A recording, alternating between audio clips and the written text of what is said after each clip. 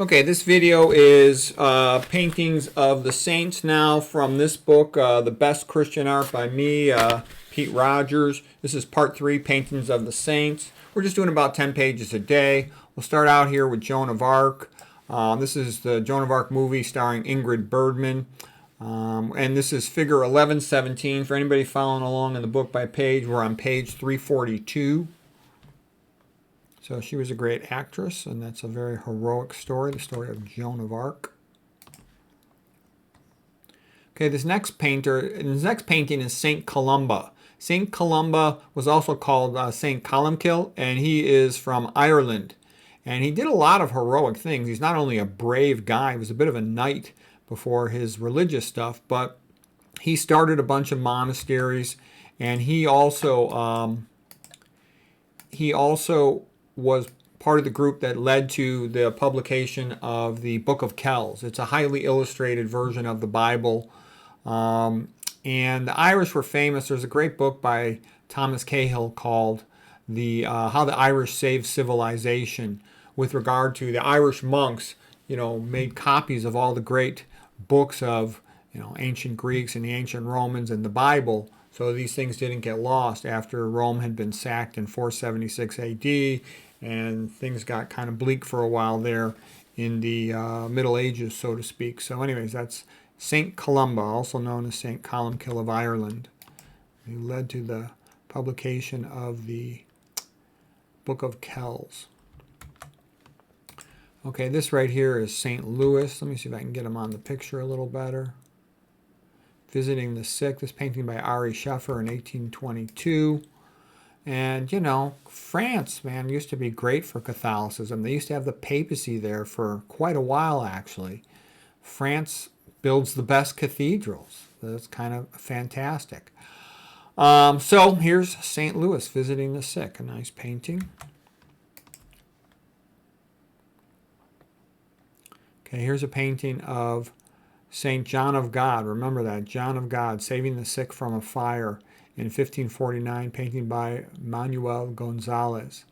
And so there was a guy out in South America who called himself John of God, and he actually had really good clinical results for helping cancer patients. But anyways, this of course reminds one of the painting of Aeneas carrying his father Anchises out of Troy when Troy was burning.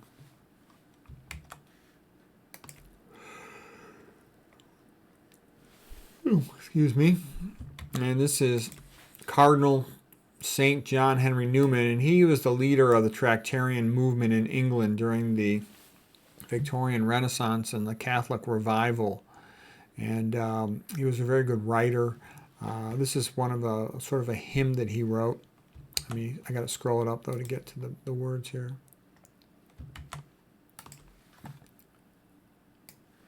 God has created me to do him some definite service. I shall do good. I shall do his work. I shall be a preacher of truth. Lead kindly light amid the encircling gloom. Lead thou me on. The night is dark and I am far from home. Lead thou me on. Keep thou my feet. I do not ask to see the distant scene. One step is enough for me. And that's pretty accurate for what we're going through now. The encircling doom. We see big money wanting to destroy Christianity, want to what side, all the Christians. And so we can just, try to lead a good life and be good, and hopefully things will turn out okay for us. Right now, things are bleak, but hopefully they're going to get better. We'll see. Okay, so that's going to be it for the chapter on paintings of the saints. And we'll go ahead and start the paintings from the Reformation, Counter-Reformation, and Baroque eras. And actually, I should have put it on there. This also includes paintings from the time of the Renaissance. Such an obvious thing. I'm surprised I didn't put it on there. Okay, so the first painting is Christopher Columbus going before the Spanish king and queen by Emmanuel Lutza. He's the same guy who wrote the great painting, who made the great painting of Washington crossing the Delaware. Okay, this painting is from 1843, and obviously it's a beautiful painting. There's Christopher Columbus before the king and queen of Spain, begging them to fund his journey. Turned out to be one of the most amazing journeys and profitable things that Spain ever did.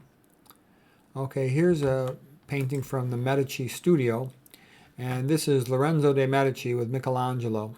And so the young Michelangelo has just made a bust of like a fawn's head. And it's rather beautiful. And Lorenzo the Magnificent was a big funder of the arts. They had found Michelangelo, who's just, he's the greatest artist who ever lived. And so they, let him live in their home and studio and helped him to develop his talents. He's around all these other great artists and scholars, so he can learn a lot faster. It's a great opportunity. And here's another great artist. This is the young Titian. He was from Venice, painting by William Dyce, 1857. Became another superstar artist. Now, Michelangelo was very conceited.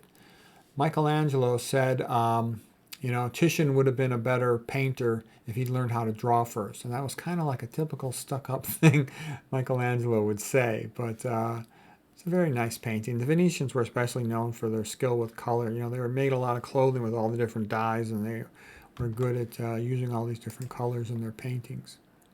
Characteristic feature of Venetian painting. Okay, this next painting is Reception at the Court of Versailles by Jean-Léon Gérôme, 1878, and it's a rather magnificent painting. You can see how impressive it is. There's the king at the top of the stairs and all the court, the people assembled. Jean-Léon Gérôme was a great painter, did a lot of good stuff. Here's a painting of scenes from the Decameron by Salvatore Postiglione from 1906. Very nice. They're all telling their stories, part of the early steps in the Renaissance. The Renaissance also was from the early work of Petrarch as well. And of course, Dante and Aquinas, all that stuff was leading up to it. And here's one of the big superstars of the Italian Renaissance, Cosimo Medici, by Jacopo Pontormo, 1550. So basically, Cosimo, they felt in Italy that to loan money was a little bit of a sin, usury, and they tried to make up for it by donating lots and lots of money to charity and funding for schools, for churches, for artists to make paintings, for scholars to translate books from the ancient Greek and Latin. So, a beautiful painting there of Cosimo Medici, one of the great heroes of funding the Renaissance. And here's another great heroes of the Renaissance. So this right here is Pope Julius. And Pope Julius was a real tough old guy, and he was one of my favorite popes. And yeah, he had a mistress, and yes, he had some children. So what? And you're going to get a lot better priests, bishops, and cardinals if you allow married guys, because most men really like women a lot. We can't help it, okay? So anyways, he's a tough old guy. He fought as a warrior, and he basically commissioned the greatest art in the history of the world. He commissioned Michelangelo here. This is Michelangelo to paint the Sistine Chapel and to make other paintings. He commissioned Raphael to make other magnificent paintings like the School of Athens. Bramante is working with him on making a new St. Peter's Basilica there in Rome in the Vatican. And it ended up that Raphael helped out with the design of St. Peter's Basilica, as did Michelangelo. Michelangelo a lot with the dome, and it was extraordinary. So Pope Julius left some of the most greatest lasting landmarks of art ever in the history of the world, and I think that's a pretty useful use of church money, because people would criticize the church about indulgences and other sources of money. He used that to defend the Vatican, defend Rome from invaders of Italy. He used that to make the greatest paintings, greatest art ever in the history of the world, the standards of art for all time. So I think that's pretty productive work for a pope. So that's where we're going to leave it for today. Hope that was interesting and helpful.